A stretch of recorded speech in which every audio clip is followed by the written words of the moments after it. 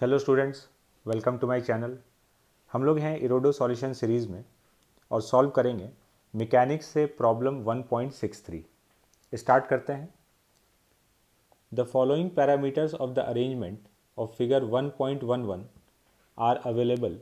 The angle alpha which the inclined plane forms with the horizontal and the coefficient of friction K between the body M1 and the inclined plane.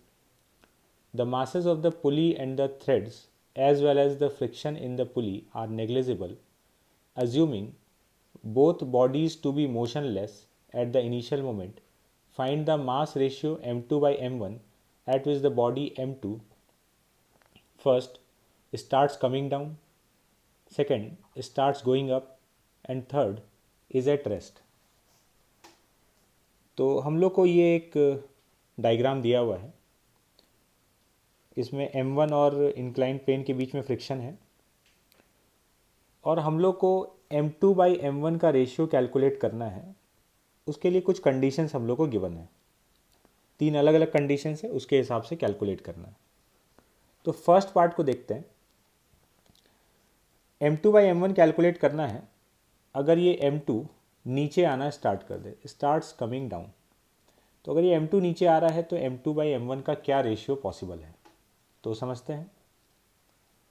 अगर ये M2 downward आ रहा है मतलब M1 up the incline move करेगा, और अगर ये ऊपर जाएगा तो इस पर friction down the incline act करेगा। और अगर मूवमेंट हो रहा है मतलब ये फ्रिक्शन काइनेटिक है, इसका वैल्यू म्यू इंटू एन मतलब के इंटू एन हो जाएगा। तो इस वाले ब्लॉक पर नीचे जो पुलिंग फोर्स लग रहा है वो M2G है, और ये वाले ब्लॉक को इधर से रोकने के लिए M1G साइन अल्फा इसके वेट का कंपोनेंट, और फ्रिक्शन डाउन द इंक्लाइन लग रहा है के M1G कॉस अल्फा। तो अगर इसको स्लाइड करना है नीचे, M2 को नीचे जाना है, मतलब ये जो पुलिंग फोर्स है M2G वो इन दोनों फोर्सेस से ज़्यादा होना चाहिए। तो अगर ये फोर्स इन दोनों से ज़्यादा हो गया तो M2 नीचे जा रहा होगा। तो यही कंडीशन है स्लाइडिंग के लिए for downward motion of M2। तो M2G is greater then M1G sine alpha plus के M1G कॉस अल्फा। तो यहाँ से अपने पास M2 बाई M1 का रेशियो आ गया। It should be greater than sign alpha plus के कॉस अल्फा। अब चलते हैं सेकेंड पार्ट पे। सेकेंड पार्ट में हम लोग को बोला है कि ये ऊपर जाना स्टार्ट कर दे। अगर M2 वर्टिकली अपवर्ड जाएगा इसका मतलब M1 down the incline slide कर रहा है। इसका स्लाइडिंग अगर डाउनवर्ड होगा तो फ्रिक्शन इस पर अप द इंक्लाइन एक्ट करेगा, काइनेटिक फ्रिक्शन। तो अब इस ब्लॉक पर जो पुल करने वाला फोर्सेस है, एक तो ये M1G साइन अल्फा इसके वेट का कंपोनेंट, और स्लाइडिंग को रोकने के लिए ये फ्रिक्शन के M1G कॉस अल्फा। इस वाले ब्लॉक पर देखा जाए तो इसको नीचे पुल कर रहा है इसका वेट M2G। तो अगर M1 को नीचे जाना है और M2 को ऊपर जाना है तो इधर ये जो नेट फोर्स लग रहा है इन दोनों का जो रिजल्टेंट है वो M2G से ज़्यादा हो जाना चाहिए। तो इस बार स्लाइडिंग M2 ऊपर जाएगा और M1 नीचे आने लग जाएगा। सो M1G साइन अल्फा माइनस के M1G cos alpha is greater then M2G। तो यहाँ से हम लोग के पास एक कंडीशन आ गया, M2 by M1 is less then sign alpha minus के कॉस अल्फा।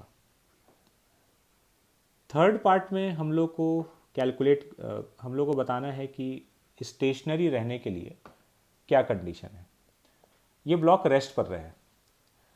अब अगर ये ब्लॉक रेस्ट पर रहे तो हम लोग को एक रेंज मिलने वाला है M2 बाई M1 के लिए। एक मिनिमम वैल्यू से एक मैक्सिमम वैल्यू के बीच का एक रेंज हम लोग ऑब्टेन करने वाले हैं। कैसे समझते हैं?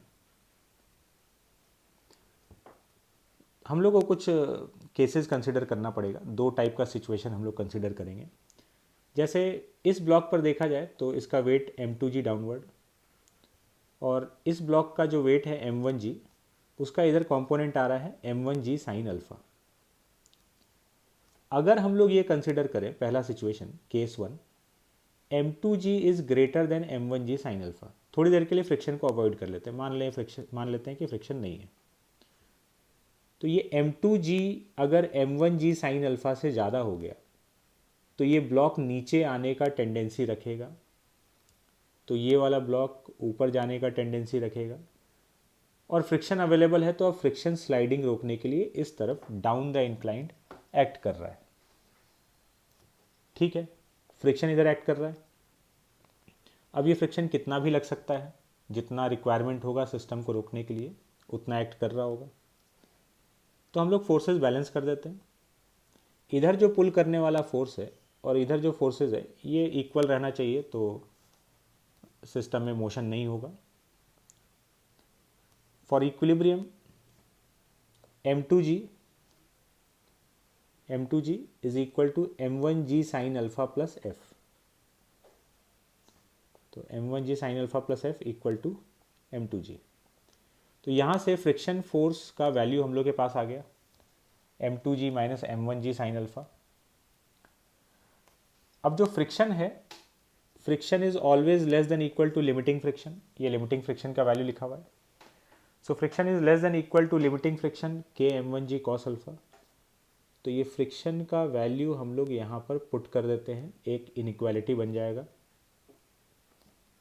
M2G minus M1G sine alpha is less than equal to K_M1G cos alpha. तो यहाँ से हम लोग के पास M2/M1 के लिए एक कंडीशन आ गया कि M2/M1 is less than equal to K cos alpha plus sine alpha. अब हम लोग अप्लाई करते हैं सेकेंड कंडीशन। सेकेंड कंडीशन ये है कि इस बार M1G साइन अल्फा, इस ब्लॉक पर जो डाउनवर्ड लग रहा है वो M2G से ज़्यादा है। तो अगर M1G साइन अल्फा M2G से ज़्यादा है तो इस ब्लॉक का जो स्लाइडिंग का टेंडेंसी होगा वो डाउनवर्ड होगा, डाउन द इंक्लाइन। तो स्लाइडिंग को रोकने के लिए friction up the inclined act कर रहा है F। ये सिस्टम रेस्ट पर है, मूवमेंट नहीं हो रहा है, तो जैसे ऊपर किए थे वैसे ही फोर्सेस बैलेंस कर देंगे। इधर जो नेट फोर्स लग रहा है इक्वल टू इधर वाला force. So for equilibrium M1G sine alpha minus F is equal to M2G। दोनों फोर्सेस को बैलेंस कर दिए। तो यहाँ से हम लोग के पास फ्रिक्शन का एक वैल्यू आ गया। अब अगेन हम लोग के पास कंडीशन है कि फ्रिक्शन जो है वो लिमिटिंग फ्रिक्शन से कम ही होना चाहिए, less than equal to limiting friction. तो ये जो फ्रिक्शन का वैल्यू हम लोग के पास आया है इसको इस इनइक्वालिटी में पुट कर देते हैं। इस इनइक्वालिटी में पुट कर दिए तो M1G sine alpha minus M2G is less than equal to K_M1G cos alpha. इसको सिंप्लीफाई कर लेंगे तो M2/M1 के लिए एक और कंडीशन आ गया कि M2/M1 is greater than equal to sine alpha minus cos alpha. तो M2/M1 का एक रेंज तैयार हो गया दोनों कंडीशन से, केस 1 और केस 2 से, कि M2/M1 इससे ज़्यादा होना चाहिए और इससे कम होना चाहिए। तो ये M2/M1 का रेंज है।